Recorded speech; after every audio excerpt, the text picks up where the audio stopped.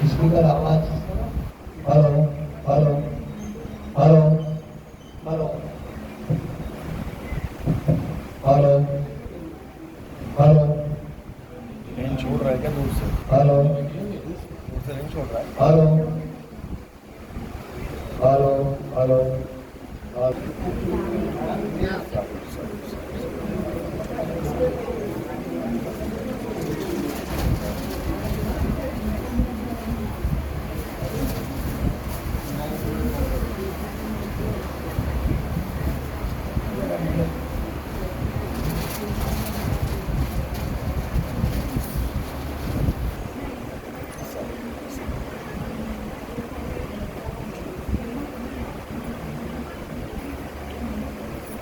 साहिब मंदिर की सतनाम।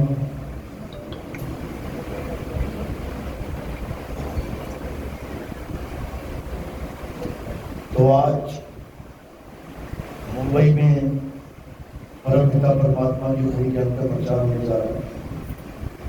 बहुत बड़े भाग होते हैं उन जीवों के जो अपने पूरे जीवन काल में एक बार भी इस मूल ज्ञान को सुन पाते हैं, और उससे भी बड़े भाग होते हैं उन जीवों के जो इस ज्ञान को थोड़ा सा भी समझ पाते हैं।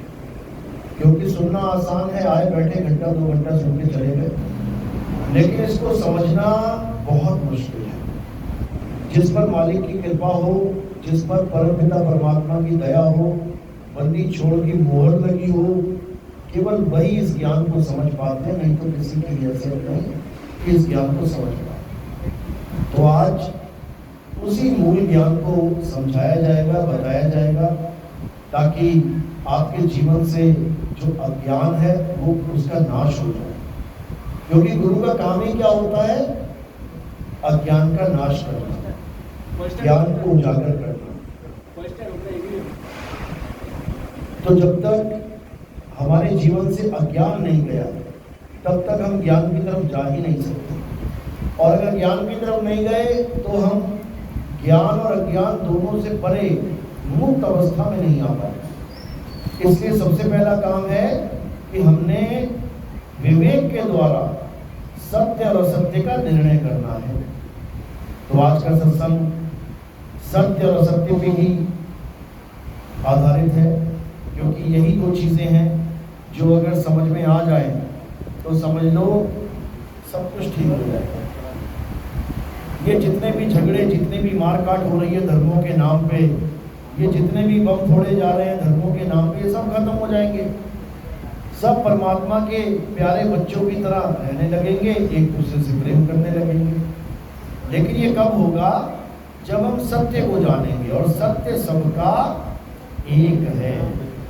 अलग अलग सत्य नहीं है कि मैं अलग सत्य लेके चल रहा हूँ, कोई और अलग सत्य लेके चलेगा, ऐसा नहीं हो सकता। सत्य सबका एक है, परमात्मा सबका एक है, बस उसका भेद समझना है।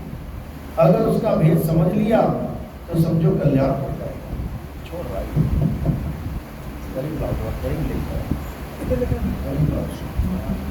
तो आज का सत्संग शुरू करने से पहले परमात्मा के नाम पे जयकारा लगाएंगे। बोलिए परमपिता परमात्मा की, सद्गुरु बंदी छोड़ कबीर साहेब की, सभी संतों की, सभी भक्तों की, आज के आनंद की, सतगुरु बैरागपति साहिब की, सतगुरु मदनपति साहिब की, कलीनापुर धाम की, सभी संतों की, सकल हंस को बंदगी साहेब बंदगी सतनाम। तो आज जो सत्य और असत्य की बात समझाई जाएगी, इसको बिना पक्षपात के, बिना भेदभाव के, बिना ये सोचे कि मैं किसका चेला हूं, मैं कौन से धर्म में हूं, मेरी जात क्या है, मेरी पात क्या है, सब भूल जाओ, सब भूल जाओ। क्या करना है? केवल विवेक जगा के सत्य असत्य का निर्णय करना है। तो करना क्या है? हर एक बात को समझते जाना है, और जो सच्ची लगे उसको ग्रहण कर लेना है, और जो बात झूठी लगे उसको त्याग देना है। अगर तुम्हारे अंदर इतनी परख शक्ति आ गई सत्य और असत्य का निबिड़ा करने की शक्ति आ गई, तो यकीन मानना इस दुनिया में ऐसा कोई नहीं जो तुम्हें बेवकूफ बना सके, वो भी स्पेशल धर्म के नाम पर। इस दुनिया में सबसे बड़ा बेवकूफ किसको बनाया गया? धार्मिक लोगों को, जिनकी श्रद्धा थी परमात्मा के लिए। अब सोचो, नाम है परम आत्मा। किसको पाना चाहते हैं सब जीव? परम आत्मा को। लेकिन पुजवाया किसे जा रहा है? पत्थर। क्या पत्थर परमात्मा है? क्या पत्थर परम आत्मा है? नाम में ही, शब्द में ही अर्थ छुपा है। परम आत्मा। क्या पीतल का होता है परमात्मा, या कांसे का, या लोहे का, या पत्थर का, सीमेंट का, बजरी का, सरिये का? यकीन मानो ऐसा ही परमात्मा पूजवाया जा रहा है आज तक हमें। कोई पीतल का परमात्मा पूज रहा है, कितने का आया? 400 रुपए किलो के हिसाब से लेके आया। कोई पत्थर का परमात्मा लेके आ गया, कितने का है? अरे संगमरमर का परमात्मा है ये, 25,000 में आया है। बताओ, जब तुम्हें यही नहीं पता कि परमात्मा का मतलब क्या होता, तुम ढूंढोगे क्या उसको? परमात्मा का मतलब है परम आत्मा। परम आत्मा।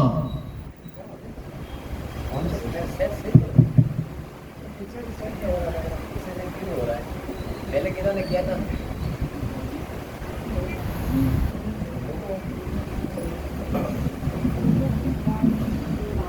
तो नाम है परम आत्मा, लेकिन पत्थर को, फोटो को, कैलेंडर को, शरीरों को, परमात्मा का मतलब शरीर भी नहीं होता है।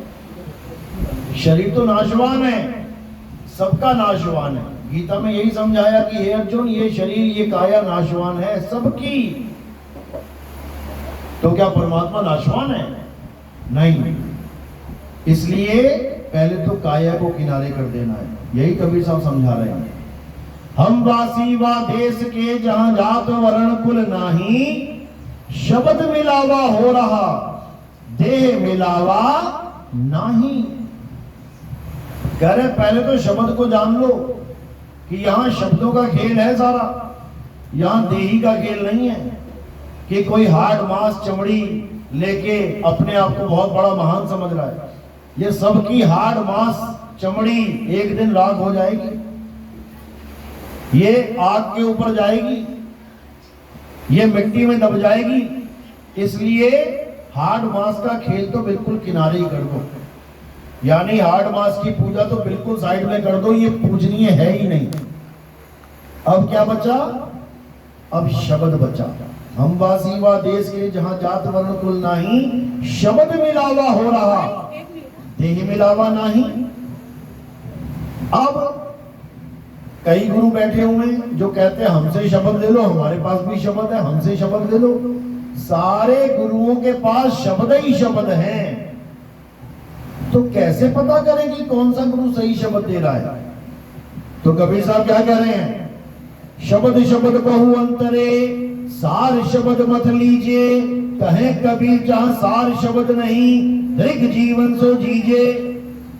कह रहे हैं शब्द तो बहुत से गुरु लेके बैठे हैं, लेकिन सार शब्द ये किसी करोड़ों में, अरबों में किसी बिरले के पास होता है। ये सार शब्द का भेद कोई बिरला जानता है, ये सबके बस की बात नहीं है। लेकिन शब्दों का जाल ऐसा है कि हर जीव शब्द में फंसा पड़ा है। कितने प्रकार के जाल बता दिए? 3 प्रकार के। कौन कौन से? जाप, अजपा, अनहद। इसी में सारा संसार उलझा पड़ा है। जाप भाषाओं का गुलाम है, जिस भाषा में पैदा हो गए उसी भाषा का गुरु मिल गया, उसी में जपवा देगा। जपो राम राम राम राम, जपो अल्लाह अल्लाह अल्लाह, जपो वाहिगुरु वाहिगुरु, जपो गॉड गॉड, उसी में उलझा देगा। और आगे का गुरु मिल गया तो श्वासों को पकड़ा देगा। अब मुंह से नहीं जपना है, अब श्वासों में जपना पड़ेगा। जपना वही है जो मुंह से जप रहे थे। श्वास लिया रा, श्वास छोड़ा मा, राम राम, मुंह से नहीं जपा, श्वासों में चल रहा है। अब मुंह से वाहिगुरु नहीं करना है, अब श्वासों में वाहिगुरु करना है। कैसे? श्वास लिया वाहे, श्वास छोड़ा गुरु, वाहे गुरु, वाहे गुरु। ऐसे सारे नामों को तोड़ दिया इन लोगों ने।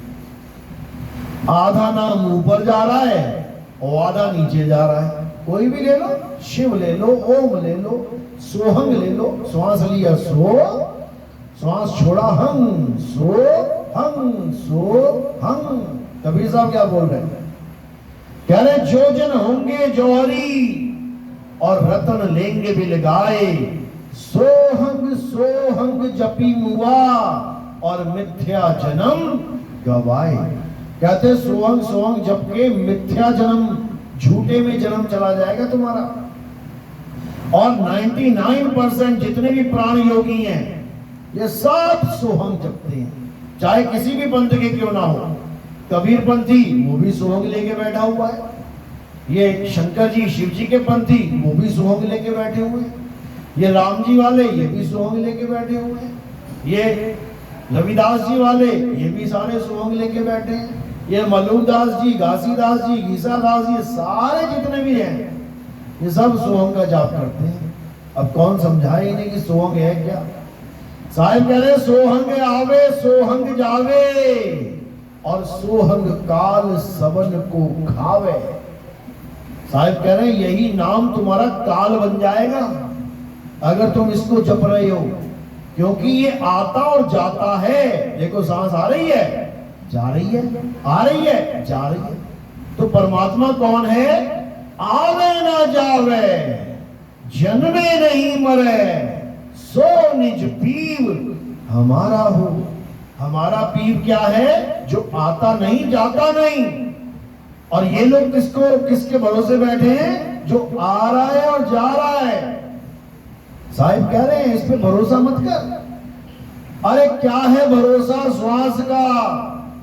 ये बिन सजात छिनवाही, पता नहीं कब रुक जाएगी तुम्हारी सांस। एक पल लगेगा सांस खत्म। अब क्या करोगे?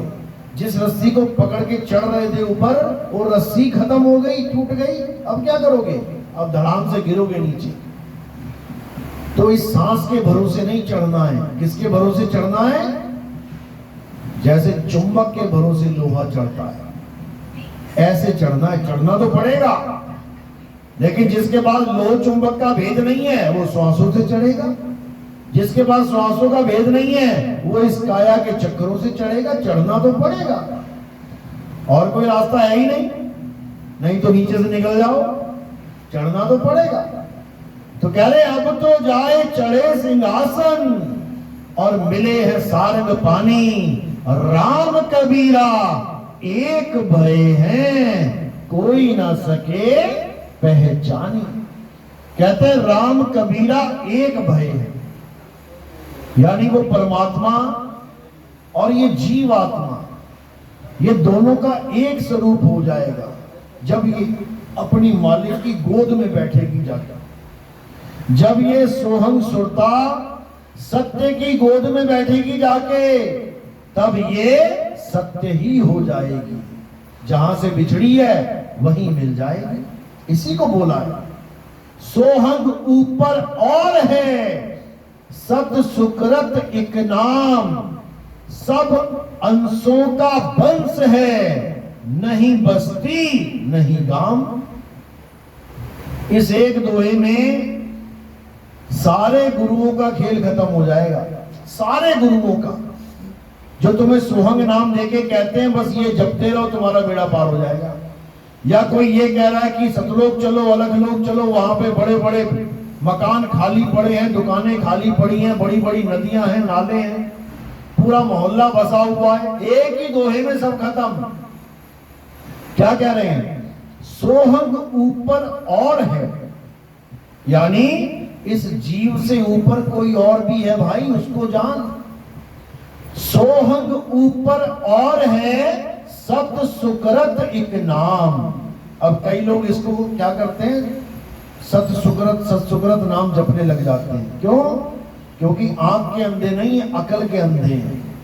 अकल के अंधे इसके समझ नहीं पाते हैं।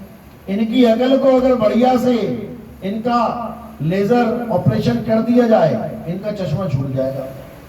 तो कैसे छूटेगा? जब इनको कोई भेदी गुरु मिलेगा। यहां पर दोनों तत्वों की बात चल रही है।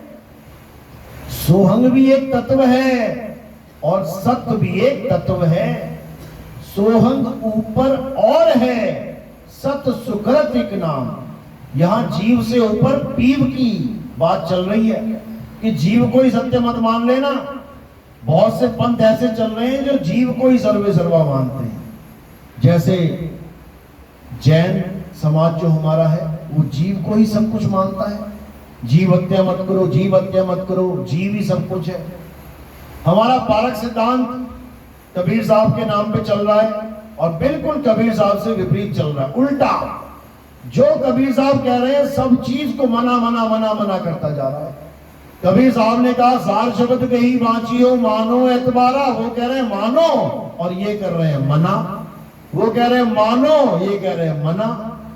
ये कह रहे हैं सार शब्द कुछ होता ही नहीं है, सार शब्द जीवों को फंसाने के लिए बनाया गया है। बताओ, कबीर साहब कह रहे हैं दृग जीवन सो जीजे, जिसका सार शब्द का जिसको भेद नहीं मिला और भक्ति करके चला गया, कहते धिक्कार है उस भक्ति पे, नकली है, नकली भक्ति है वो।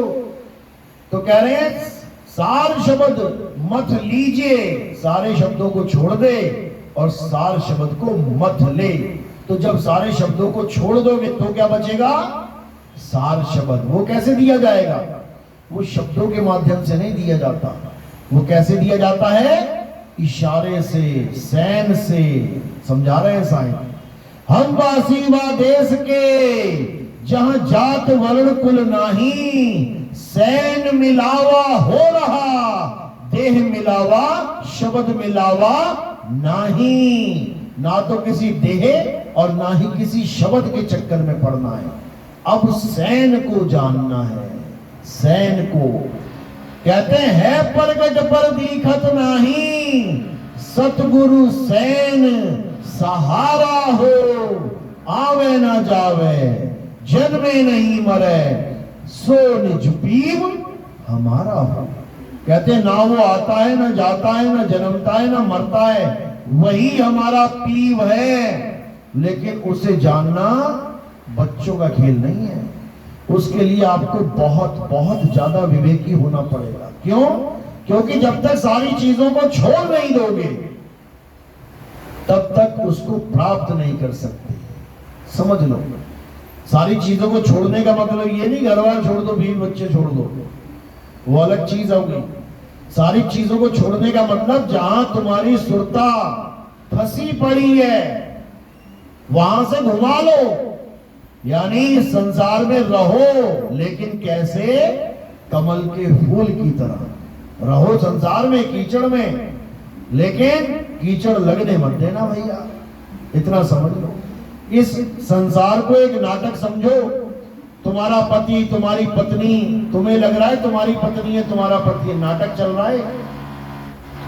ये नाटक इतना बड़ा नाटक है कि ये पूरी दुनिया में नाटक मंच चल रहा है और कोई भी इतना भी नहीं तुम्हें इशारा कर रहा है कि मैं नाटक कर रहा हूं। ऐसा लगन से काम कर रहा है, लगन से रोल कर रहा है कि तुम्हें लग ही नहीं रहा कि सामने वाला नाटक कर रहा है, जबकि ये नाटक ही चल रहा है। बच्चे इतनी शिद्दत से तुम्हें पापा पापा करेंगे, तुम कहोगे अरे यार ये मेरे बच्चे ही हैं, नाटक कर रहे हैं, वो पूरे तन मन धन से रोल निभा रहे हैं। और जब नाटक खत्म हो जाएगा, टाटा बाय बाय, तू कौन मैं कौन, निकल लिया। और लगे रोने, मेरा लड़का चला गया, मेरी बीवी चली गई। ये सब नाटक चल रहा है मेरे भाई। अब क्या करना है? इस नाटक को नाटक की तरह देखना शुरू कर दो। कई लोग कहते हैं जी बड़ा दुखी हूं, बड़ा दुखी हूं। क्यों दुखी है? कारण क्या है? क्योंकि संसार को सत्य मान लिया उसने। संसार से मिलने वाले दुखों को उसने सत्य मान लिया, इसलिए दुखी है। अमिताभ बच्चन की 5 बहनें मर गई फिल्म में, वो बहुत दुखी लग रहा है। लेकिन जैसे ही हो ना कट, उसके बाद चाय लाओ, पानी लाओ, ये लाओ, वो लाओ, मेकअप। अब क्या हुआ? 5 बहनें मरी थी, रो ना। अरे नाटक चल रहा है, कैमरे के आगे रोना पड़ता है भाई, ऐसे थोड़ी नहीं मर गई मेरी 5। इसी प्रकार ये कैमरा चल रहा है, तुम नाटक के पात्र हो। अगर तुमने इसको सच मान लिया कि मैं सच में इसका पति हूं, ये सच में मेरी मां, ये मेरा बाप है, समझ लो तुमसे बड़ा बेवकूफ इस दुनिया में कोई नहीं है। समझ लो, बुल्ले शाह ने समझा दिया था कितने साल पहले। कहते हैं ना मैं भेद मजबदा पाया, ना मैं आदम हब्बा जाया, ना कोई अपना नाम तराया। बुल्ले शाह खड़ा है कौन, बुल्ला की जाना और मैं कौन। कह रहे हैं ना मैं आदम हब्बा जाया, इनडायरेक्टली वो ये कह रहे हैं कि मैं किसी मां और बाप की औलाद नहीं हूं, मैं किसी आदम की औलाद नहीं हूं, मैं किसी हव्वा की औलाद नहीं हूं, मैं अजन्मा हूं। अरे अव्वल आखिर आपनो जाना, ना कोई दूजा होर पछाना, मेथो हो ना कोई सियाना। कह रहे कौन, किसकी बात कर रहे हो, मैं ही हूं जो कुछ हूं। तो कब जानोगे, जब अपने आप को पहचानोगे, तब समझ में आएगी ये बात कि आखिर तुम हो क्या। समझ लो, सोने के बिस्कुट में से अगर थोड़ा मार के टुकड़े कर दिए जाएं तो क्या निकलेगा उसमें से, सोना ही निकलेगा। सोने का बेटा सोना ही है, लोहा नहीं हो जाएगा। इसी प्रकार परमात्मा का पुत्र आत्मा ही होगा, ये शरीर नहीं हो जाएगा नासवान। समझ लो। और जो अपने आप को शरीर मानेगा वो अपना बाप भी ऐसे ही ढूंढेगा, दो हाथ दो पैरों वाला। देखो कितने सारे बाप बने पड़े हैं, ये सारे बापों के मंदिर बने हुए हैं यहाँ पे, दो हाथ दो पैर वाले बाप। लेकिन एक भी मंदिर परमात्मा का नहीं है। क्यों नहीं है? क्योंकि परमात्मा को रहने की कहीं जरूरत है ही नहीं, वो अपने आप में सिद्ध है, वो आता नहीं जाता नहीं, तो मंदिर भी क्या रहेगा। वो कहीं आता जाता नहीं, वो हिलता डुलता नहीं, स्थिर है, अचल है। गरीबदास जी समझा रहे हैं ना, सतगुरु के लक्षण कहूं अचल विहंगम चाल, हम अमरापुर ले गए ज्ञान शब्द सरघाल। बिल्कुल क्लियर, मतलब ही नहीं है कंफ्यूजन का। अचल, अचल को जानना है। और गीता क्या बोल रही है, ये आत्मा एक शरीर छोड़ के दूसरे शरीर में जाती है, मां के गर्भ में जाती है। तो भैया ये कौन सी आत्मा है फिर जो इधर से उधर भाग रही है? एक तो अचल है जो कहीं नहीं जाती, स्थिर है, और एक ये भाग रही है। दोनों का ज्ञान गीता में दिया है, लेकिन गीता ज्ञान दाता जो ज्ञान देके जा रहा है वो कोई समझ नहीं पा रहा है, कोई नहीं समझ। वो एक ही आत्मा मान के बैठे हैं सारे कि जो तुझ में है मुझ में है वही आत्मा ही परमात्मा है। अरे जो तुझ में है मुझ में है वो जीव है, हम सब शरीरों में जीव है, इसको पीव से मिलाना है। ये चलायमान आत्मा जिसको जीव आत्मा कहते हैं, इसको अचल आत्मा से मिलाना है जिसको परम आत्मा कहते हैं। अध्याय 2 24वां श्लोक पढ़ा है ना, अध्याय 2 24वां श्लोक क्या कहता है? हे अर्जुन, आत्मा अछेद्य है, उसको छेदा नहीं जा सकता। अदाह है, उसका दाह संस्कार नहीं किया जा सकता। अशोष्य है, आत्मा अचल है, स्थिर है, अडोल है, सब कुछ लिखा हुआ है, लेकिन कोई समझ ही नहीं पा रहा। क्यों? क्योंकि भेदी गुरु नहीं मिल रहा, भेद बताने वाला। इसीलिए अटका पड़ा है सारा संसार। कोई मूर्तियों में अटक गया, कोई मंदिरों में अटक गया, कोई पत्थरों में अटक गया, कोई पानी में अटक गया, कोई कहीं अटक गया। ये परमात्मा पे नहीं अटक पा रहा है। अगर परमात्मा में अटक जाए तो क्या बात है, फिर तो उसको और कुछ चाहिए ही नहीं। यही समझाया गया गीता में। अध्याय 3 17वां श्लोक, हे अर्जुन, जो अपनी आत्मा में रमण करते हैं, जो अपनी आत्मा में तृप्त हैं, जो अपनी आत्मा में संतुष्ट हैं, उनके लिए कोई धार्मिक कर्म कर्तव्य लागू ही नहीं होता। पूरा शहर किसी मंदिर में जाके पूजा पाठ कर रहा है, तुम अकेले घर बैठे होगे ना, तो तुम परम ज्ञानी और वो अज्ञानी कहलाएंगे। जब तत्व ज्ञान की बात आएगी तो तुम परम ज्ञानी कहलाओगे, घर में बैठे बिना हाथ में थाली लिए परम ज्ञानी, और वो हाथ में थाली लेके अज्ञानी कहलाएंगे। अध्याय 7 23वां श्लोक यही समझा रहा है। हे अर्जुन, जो देवी देवताओं की पूजा करते हैं, उनसे प्राप्त होने वाले क्षणिक फलों को सत्य मानते हैं, वो अल्प बुद्धि जीव हैं। अल्प बुद्धि हैं वो, छोटी बुद्धि के। जैसे एलकेजी क्लास में कोई 20 साल का लड़का बैठ जाए किताब खोल के, उनमें अलग ही चमकेगा वो है, ये क्या, ये कौन बैठा है, तुम्हें लगेगा ये कहां से बैठ गया बच्चों के बीच में। लेकिन जब तुम उससे बात करोगे, कौन बच्चों से भी लो लेवल का ज्ञान होगा उसके पास। यानी वो अल्प बुद्धि है। वो जादू वाली फिल्म देखी थी ना, जादू वाली, वो अल्प बुद्धि वाला खेल था उसका, छोटे बच्चों वाली बुद्धि। लेकिन जब परमात्मा का ज्ञान मिल जाता है, जब विवेकी पारखी गुरु मिल जाता है, जब वेदी गुरु मिल जाता है, तो क्या होता है, वो तुम्हारा विवेक बढ़ा देता है। वो उस बच्चे को जो अल्प बुद्धि है उसको परम विवेकी बना देता है। शब्द गुरु का यही काम है। ये देही गुरु नहीं कर सकता, भूल जाओ। देही गुरु तो देह पुजवा सकता है, देही गुरु तो देह का ध्यान करवा सकता है, देही गुरु अपने शक्ल की पूजा करवा सकता है, अपने स्वरूप की पूजा नहीं करवा सकता। उसके बस की बात ही नहीं है। उसको पता ही नहीं है मेरा स्वरूप है क्या, तो पूजा क्या खाक करवाएगा। वो यही कहेगा, बेटा मेरे शक्ल का ध्यान कर, मेरे शरीर का ध्यान कर, अंत समय में मैं ही लेने आऊंगा। क्यों कहता है इतने कॉन्फिडेंस से? कारण क्या है? क्योंकि उसको भी पता है फार्मूला कि जहां आशा वहां वासा। अगर तुमने गुरु की शक्ल का ध्यान किया सारी उम्र, तो अंत में ये मन क्या करेगा, ऑटोमेटिकली तुम्हारे आगे गुरु बन के खड़ा हो जाएगा। क्योंकि उसको पता है इसकी लगन कहां लगी है, वही बन के आ जाएगा। इंदुमती के भी आगे आने वाला था, लेकिन साहिब ने पहले ही चेता दिया, हे इंदुमती, काल आएगा तेरे पास, मेरा रूप धारण करके आएगा। क्यों? क्योंकि तेरी क्षमता मुझ में जुड़ गई है, मैं तेरा गुरु बन गया हूं। ये काल गुरु का रूप धारण करके आता है और जीव को भरमा देता है, अटका देता है शक्ल में, अटका देता है शरीर में। अब ये जीव जिसकी आस लगाएगा वहीं पे वास पाएगा। अब शरीरों की जो आस लगाएगा वो कहां जाएगा? शरीरों में। आजा बेटा 5 तत्व में लगाते हैं तेरा नंबर। लेकिन इंदुमती को कबीर साहब ने समझा दिया कि बेटा मैं शरीर नहीं, मैं शब्द हूं। अरे हम हैं शब्द, शब्द हम माही, हमसे भिन्न और कछु नाही। शब्द न बिन से देही, और कहे कबीर हम शब्द सनेही। कहते हैं हम शब्द रूप हैं, हम देह रूप नहीं है। ये दाढ़ी बाल खाल को मत समझ लेना कि नितिन दास बैठा है। शब्द रूप है हम, और जो हमें शब्द रूप समझ लेगा वो शब्द ही हो जाएगा। क्यों? जैसा गुरु वैसा चेला।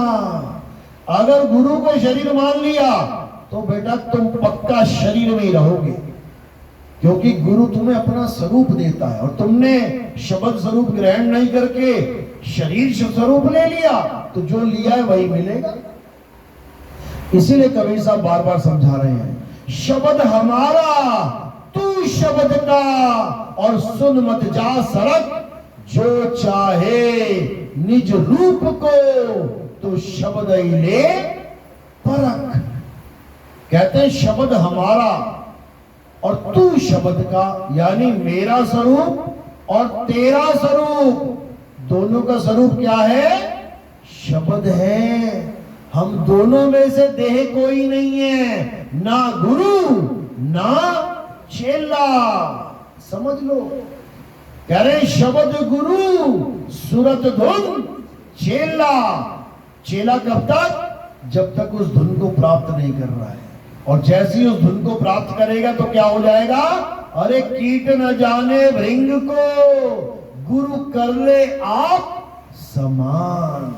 फिर तुम्हारा स्वरूप भी शब्द स्वरूप हो जाएगा, और अपने शब्द में लीन रहो, मुक्ति हो गई।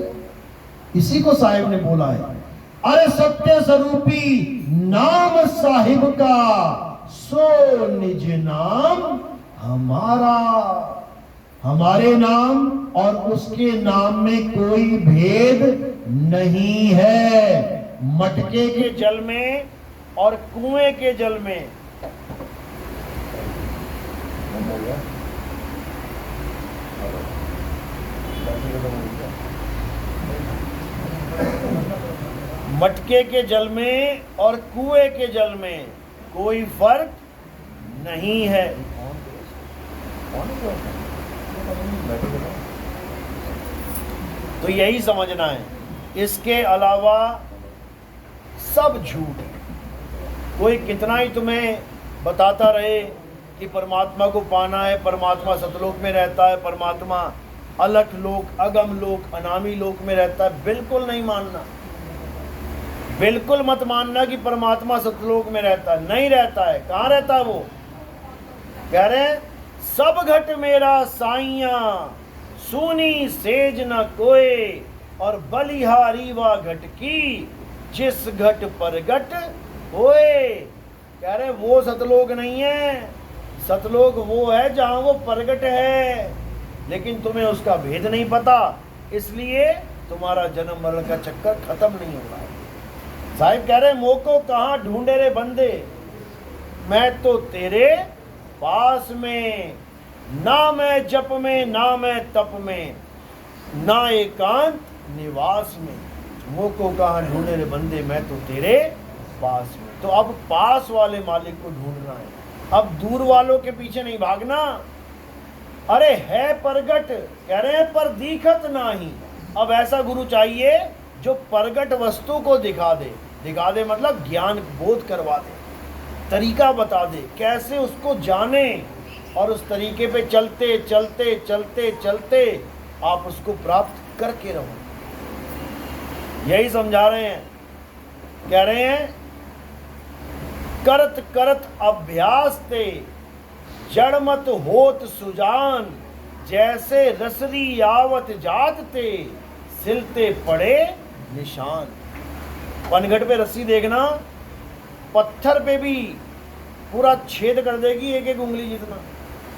एक बार में नहीं हुआ वो, हजारों बार जा रही है, आ रही है, जा रही है, आ रही है।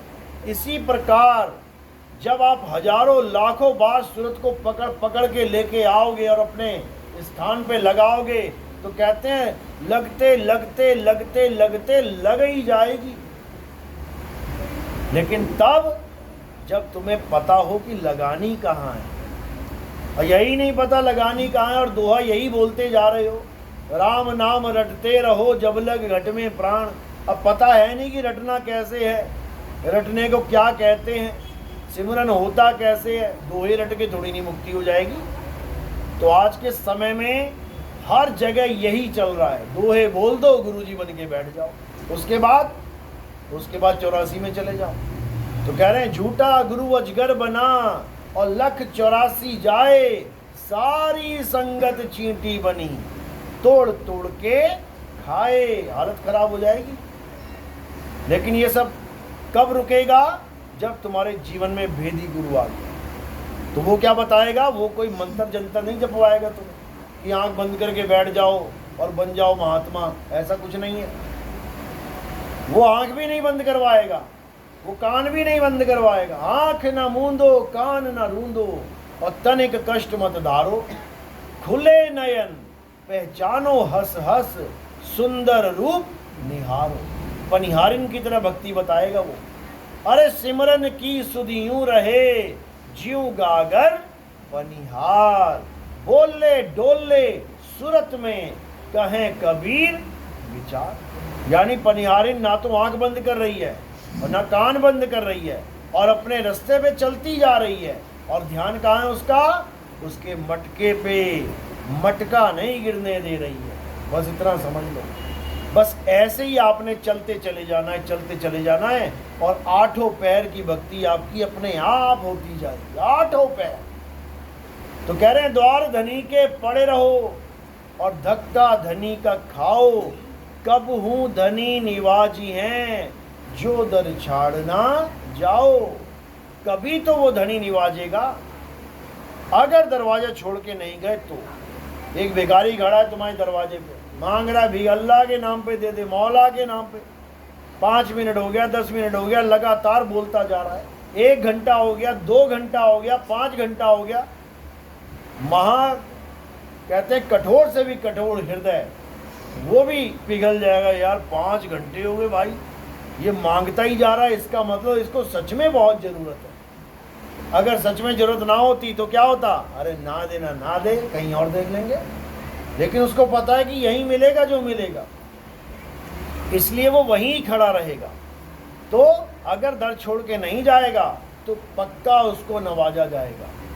इसीलिए परमात्मा को गरीब नवाज बोलते हैं, यानी जो गरीब बन जाए पहले, अमीर नहीं चाहिए उसे कि अमीर बन के आ रहा है महफिल में, गरीब बन के आ, तब कुछ नवाजा जाएगा। यानी सरेंडर कर दे, मेरा मुझ में कुछ नहीं और जो कुछ है सो तेरा, तेरा तुझको सौंपते क्या लागे मेरा। अगर ये कर सकते हो तब तो तुम्हारे सिर पे ही बैठा है मालिक, कोई बहुत बड़ी बात नहीं है, वो तुम्हारे सिर पे ही बैठा हुआ है, बस तुम पहचानो उसको। तो कह रहे हैं सिर ऊपर ठाड़ा गुरु सूरा और नानक ताके कारज पूरा।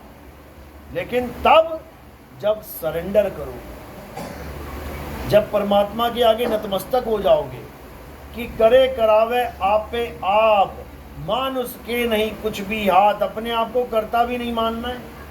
सुबह उठे हो तो पहले बंदगी करो कि तेरी वजह से उठ पाया मैं, नहीं तो मेरी औकात नहीं कि मैं सो के उठ भी जाऊं। मैं तो भाग रहा था जंगल में, शेर पीछे पड़े हुए थे, ये तेरी दया हुई कि मैं यहाँ से यहाँ आ गया, नहीं तो भटक रहा था।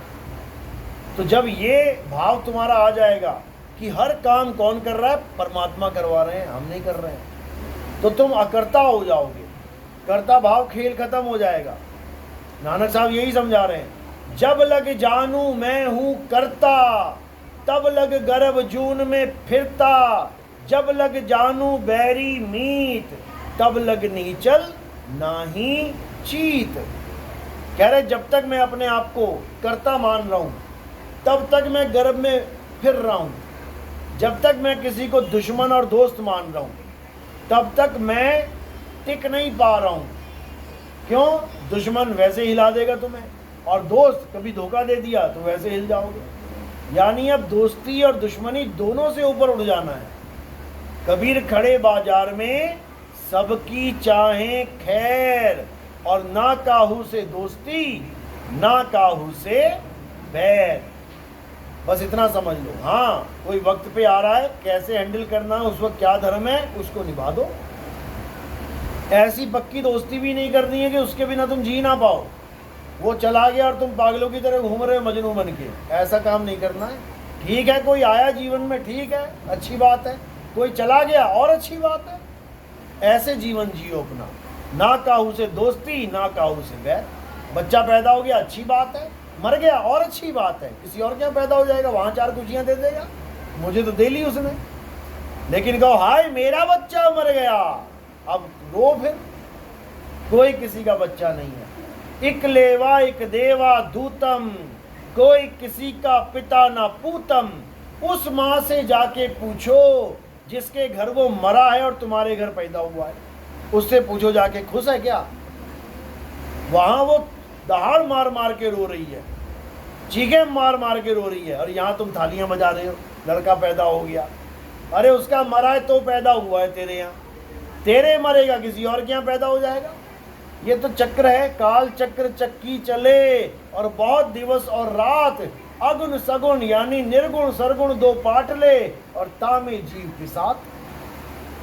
तो ये सब माया जाल है, इस माया जाल से निकलना है तब कल्याण होगा, नहीं तो नहीं होगा। माया जाल से निकलने का एक ही रास्ता है, आत्मज्ञान। जल में मीन प्यासी, मोहे देखत आवे हांसी, आत्मज्ञान बिना नर भटके, कभी काबा कभी काशी।